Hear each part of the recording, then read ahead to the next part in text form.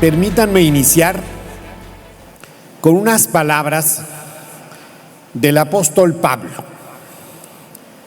Ante todo, doy gracias a mi Dios por medio de Jesucristo por todos ustedes. Agradezco de corazón la amistad en Cristo que Dios me ha dado la oportunidad de tener con don Aarón Lara, con don Gilberto Rocha, con don Pepe González, así como con ustedes. Me alegra y mucho estar entre los que no se avergüenzan del Evangelio.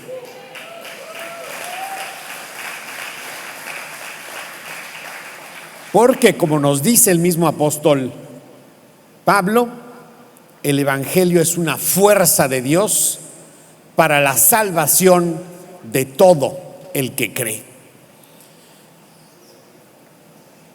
Les voy a platicar de mi caso, que es un caso que nos deja ver muy claramente las implicaciones y consecuencias de la ideología de la confusión de género. Fíjense ustedes que un gran autor, Rod Dreher, con unos libros extraordinarios, dedicó un escrito sobre mi caso. Y decía: "There is a war against reality, and Rodrigo Iván Cortés is a casualty". Y habla sobre este caso que criminaliza decir la verdad y anula las libertades fundamentales de expresión y de religión en nombre de la confusión de género. También la editora del importante periódico inglés The Spectator, ella es Mary Wakefield, hace un escrito sobre esto y le llama How Mexico Became a Progressive Hell. Y en este dice: Luébano es el legislador transexual que hizo en complicidad con el Instituto Electoral las demandas.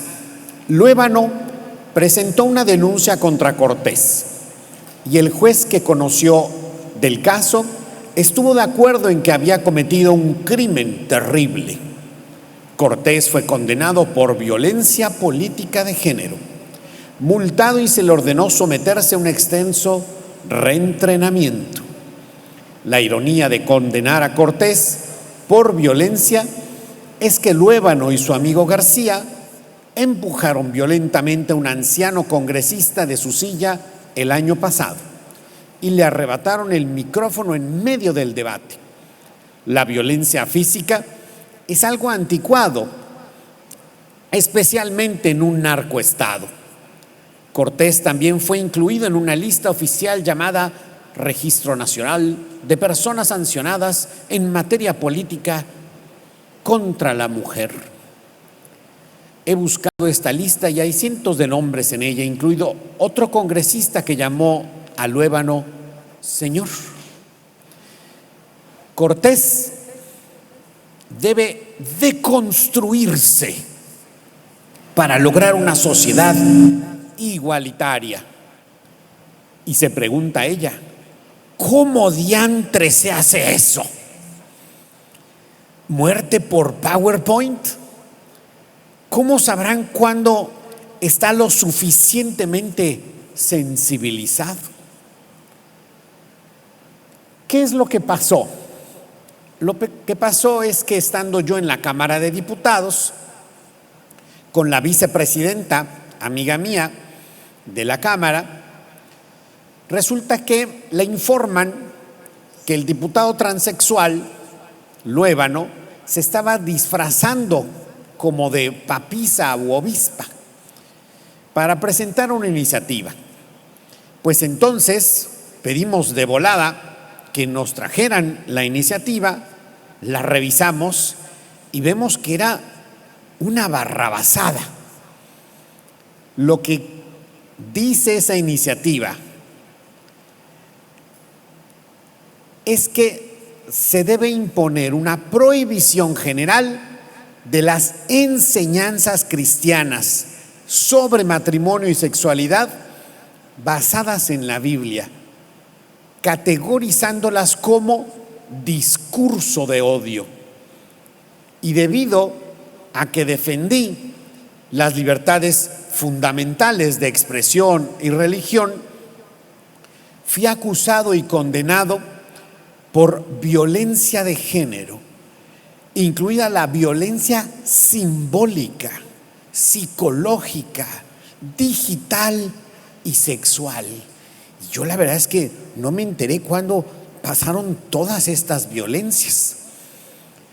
Sin embargo, la verdad evidente, pues es que un hombre nunca podrá ser una mujer.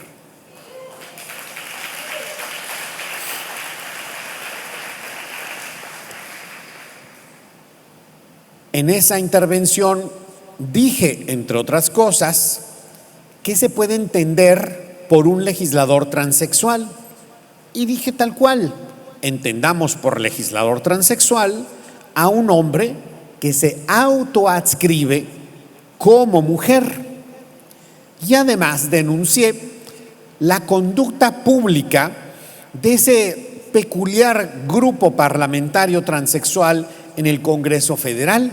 Aquí, como pueden ver,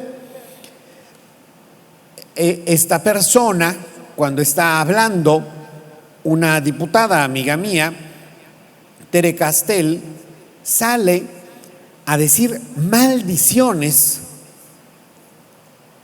tomando a un ídolo de una falsa religión en México, que es la Santa Muerte. Y así tal cual, en el pleno, en medio del Congreso, profiriendo maldiciones en nombre de su demonio. En otra ocasión, muy triste también, vimos cómo estos legisladores transexuales que se autoadscriben como mujeres tomaron la presidencia del Congreso, violentando con su fuerza de hombres al presidente del Poder Legislativo mexicano, que es de la tercera edad. Lo quitaron de su curul, le quitaron el micrófono, le quitaron el mazo de sesiones. ¿Y todo eso por qué? Porque habían presentado esta bancada una iniciativa de cambio de sexo sin restricción alguna de edad. Y un diputado que también conozco, que se llama Gabriel Cuadri, osó alzar la manita para pedir que hubiera una reserva y al menos, si querían hacer esa barbaridad, que fuera de 18 años en adelante. Eso levantó la ira de estas personas y termina en esta trifulca tan vergonzosa.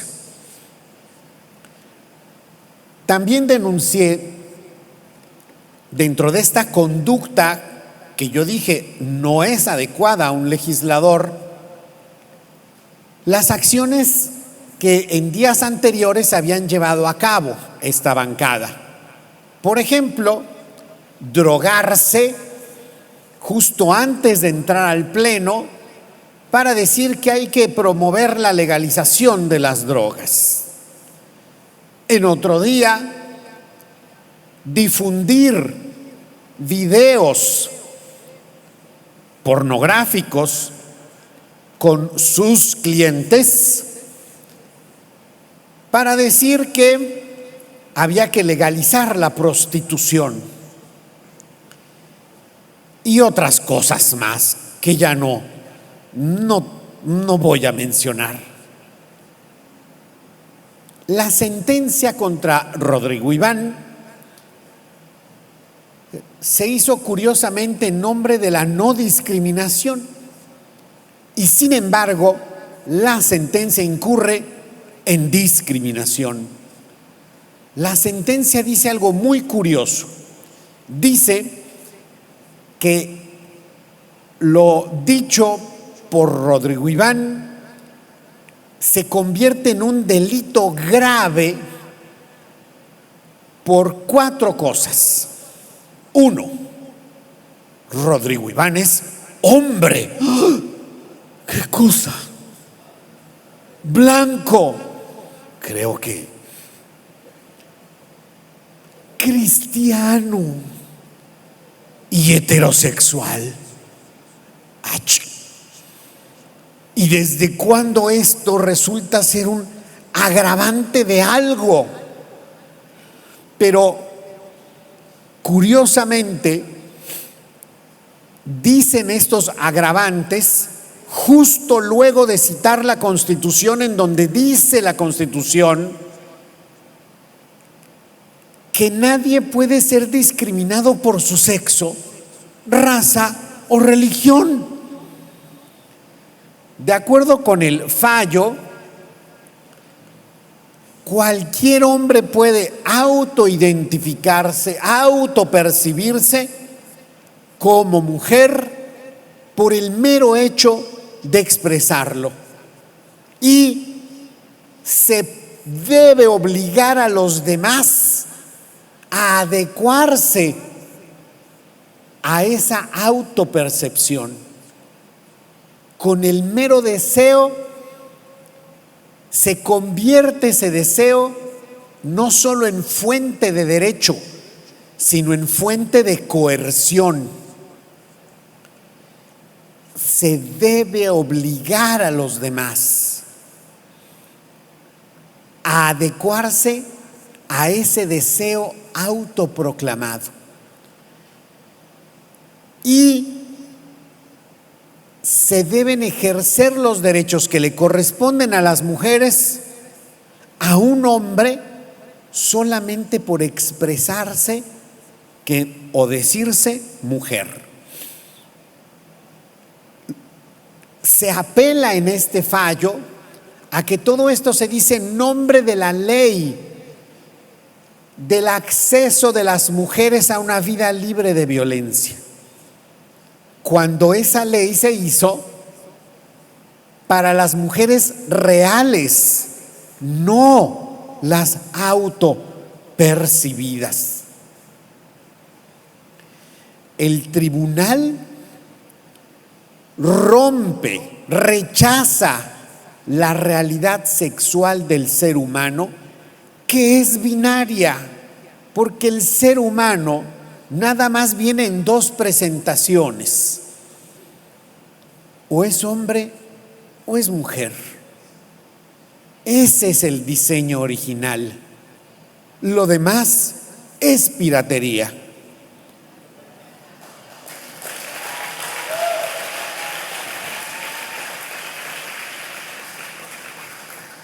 Y eso es así, no por un deseo, sino por la realidad constitutiva de la humanidad.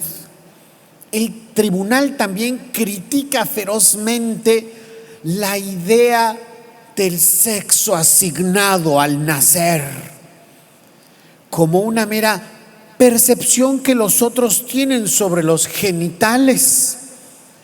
Pero eso sí, si un señor se autopercibe mujer, ahí sí tenemos que hacerle caso. como si el aparato reproductor fuera algo desligado de la realidad sexual completa del ser humano.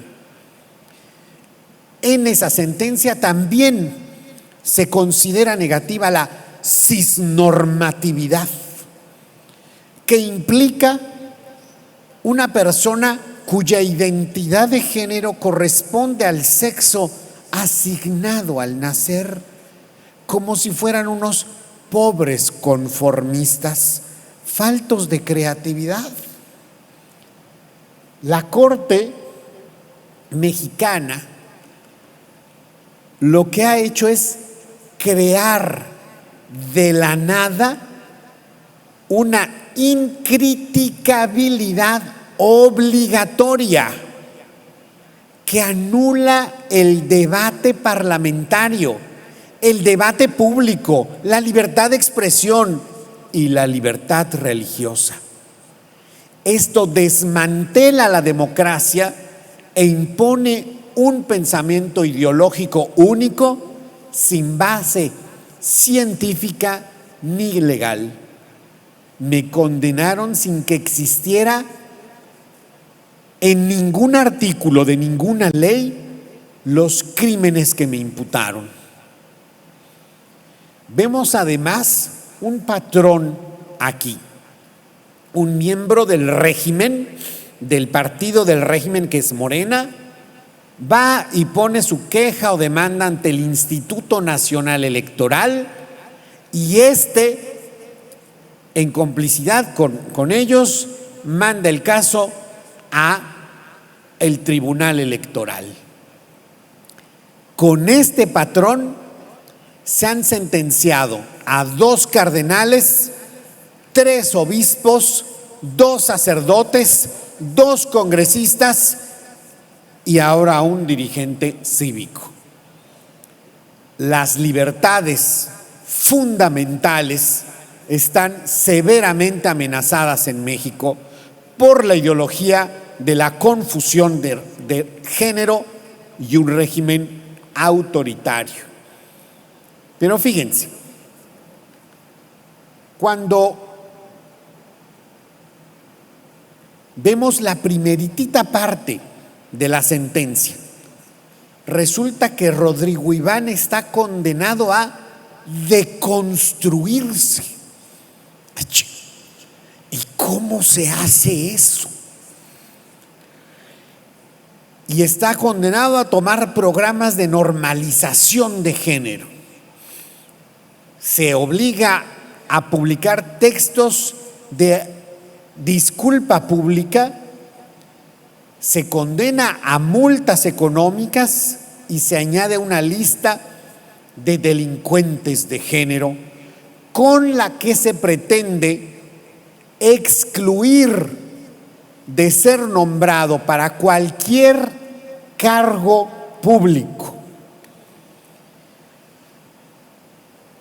Apenas el mes pasado se ha presentado ante el Sistema Interamericano de Derechos Humanos un recurso en contra del Estado mexicano, y esto ha sido ya con el apoyo de ADF International.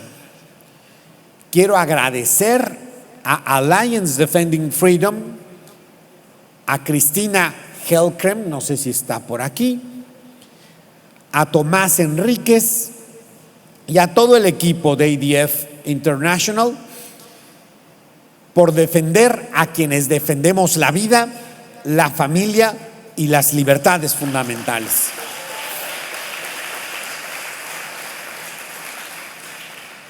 Vamos a ir viendo cómo se va dando esto y ahí tenemos que ir encaminando también los esfuerzos que vamos haciendo en sinergia para lo que son las asambleas y los foros de la OEA.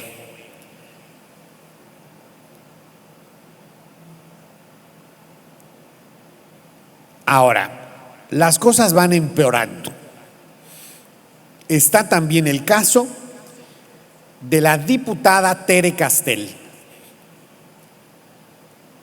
Iniciativa Ciudadana y el Frente Nacional por la Familia, hicimos marchas a la Cámara de Diputados Federal, hicimos 2 mítines ahí y pedimos, porque vemos cómo todas estas iniciativas van derechito por los niños, van derechito a querer amputarlos y decir que eso es un gran derecho humano, amputar los genitales de un menor de edad.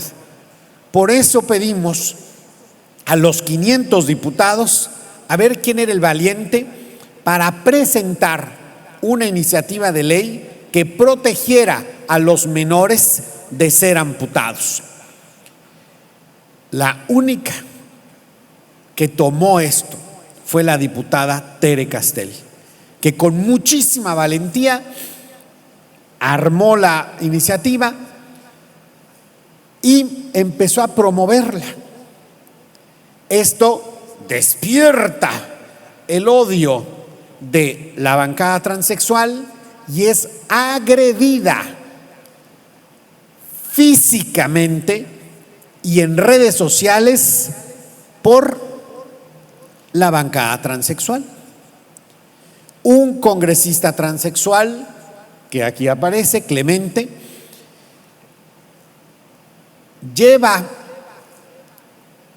esta carga de odio con violencia física real, y lo que decide el Tribunal Electoral, fíjense nada más, dice la sentencia: se acredita completamente, sí, hubo violencia física real de Clemente hacia la diputada, pero lo exoneramos de todo cargo y de toda responsabilidad porque es transexual y lo que hizo se llama digna rabia. Háganme el favor. Y esa digna rabia tiene que ser exonerada, lo cual quiere decir que el tribunal dice que un hombre, con tal que se diga mujer, puede ejercer una violencia real y física en contra de una mujer. Y encima de eso, la siguiente decisión inmediatamente es: la que sí es culpable es la diputada, la mujer real, por no decirle mujer a los hombres que la agreden. Esto es una barbaridad, y esto me conecta con algo muy puntual. Hace unos años participé en la ICPD Plus 25, que es la International Conference on Population and Development, 25 años después del Cairo, que fue en Nairobi, Kenia, y ahí me di 2 sorpresas enormes. La primera es que en un panel oficial que se llamaba How to Push Back the Pushbacks, el encargado de Naciones Unidas, que también es el director para la International Planned Parenthood Federation para Europa, que es el señor que ven aquí, puso un ejemplo de a quienes tenemos que localizar, neutralizar y criminalizar, y puso el ejemplo de la Political Network for Values. Resulta que yo estaba en primera fila, así como está Aarón y la chica aquí, y ponen esto ahí, y digo, ups, yo fundé esa cosa y yo soy el vicepresidente de esa cosa. Y diciendo con la fuerza de Naciones Unidas que hay que ubicarlos, neutralizarlos y criminalizarlos. Y como ven ahí, en resumen, es porque este grupo lo que hace es perseguir una agenda internacional a favor de la vida, la familia y las libertades. Y ahí yo me acordé, Chirrión, pues es que Jesús lo prometió, es el 100 por 1 y persecuciones, así es. Y la segunda cosa importante es, hubo otro panel en cómo introducir la agenda de los nuevos derechos sexuales y reproductivos en las iglesias. Y ahí, a la primera persona que ven ahí, es la arzobispa, cabeza de la Iglesia Nacional Reformada Sueca, que expresó sin mayor pudor que está trabajando conjuntamente con su gobierno y con el Fondo de Población de Naciones Unidas para adecuar a las iglesias católicas, ortodoxas y evangélicas a la agenda de Naciones Unidas por los derechos sexuales y reproductivos. Y dijo: tenemos problemas con la Biblia, con unas partes del Antiguo Testamento y con el Nuevo Testamento, pero dijo puntualmente que el mayor problema lo tienen con el apóstol Pablo en la carta a los romanos. ¡Wow! Y dio una cita concreta, Romanos 1, del 18 al 32. ¡Wow! Y dijo esta señora que había que aplicarles a todos, católicos, ortodoxos y evangélicos, una hermenéutica evolutiva para reinterpretar la Biblia y, en la medida de lo posible, reescribirla. Y entonces el que ven en medio, que se dice pastor, Carlos Tamés, de México, en misión desplegada en Costa Rica, Aguas Fabricio, está desempeñando desde ahí el trabajo de Naciones Unidas y del Fondo de Población para toda América Latina, y presumió una Biblia de Editorial CLIE no solo reinterpretada, sino reescrita acorde a la agenda de los nuevos derechos sexuales y reproductivos. Y entonces fíjense ustedes, carta a los Romanos 1, del 18 al 32. Y fíjense, aquí no se da una coincidencia fortuita, no, se da una diosidencia con lo que ayer aquí nos explicaba Joe Owen, la importancia de Romanos 1. Y fíjense, cuando uno se pone a ver qué es lo que dice Romanos 1 del 18 al 32, pues entonces nosotros vemos con claridad que la ira de Dios se da por la impiedad de los hombres que aprisionan la verdad en la injusticia. Dos cosas concretas y muy puntuales. Uno, la idolatría, que es cambiar la verdad de Dios por la mentira y dar culto y adoración a la creación en lugar del Creador. Dos, la degeneración sexual, que es cambiar el uso natural por el que es contrario a la naturaleza, y en donde se dan torpezas de varones con varones y mujeres con mujeres. Y entonces se da también la advertencia. Y dice el apóstol Pablo: ellos, aunque conocieron el juicio de Dios, que quienes hacen estas cosas merecen la muerte, no solo las hacen, sino que defienden, aplauden a quienes las hacen. ¡Wow! Por eso me gustaría culminar con lo que Jesús le dice a los que quieren matarlo por decir la verdad, y que está en el Evangelio de Juan. Y dice: ustedes tienen por padre al diablo y quieren cumplir las apetencias de su padre. Él era homicida desde el principio y no se mantuvo en la verdad, porque no hay verdad en él. Cuando habla la mentira, de lo suyo habla, porque es mentiroso y padre de la mentira.